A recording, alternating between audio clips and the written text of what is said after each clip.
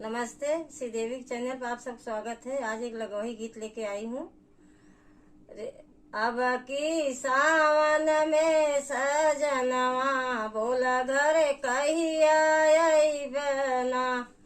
अब की सावन में सजनवा बोला घर कहिया अइबना। हरियर भइल खेत खरिहनवा बोला घर कहिया अइबना। हरियर भइल खेत खरिहनवा पिया घर कहिया अइबना। पवन पुरवा मोरे जियरा जारई बोलिया बोलै कोयलिया ना।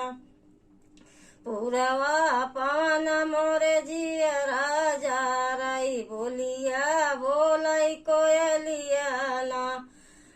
हंसी हंसी सखिया झूला झूलई ओहिया मन के डरिया ना। हंसी हंसी सखिया झूला झूलई ओहिया मन के डरिया ना। रिम झिम बूंदी पर अंगनवा ओहिया मन के डरिया ना। रिम झिम बूंदी पर अंगनवा बोल पिया घर कब अइबना। रिम झिम बूंदी पर अंगनवा बोल पिया घर कब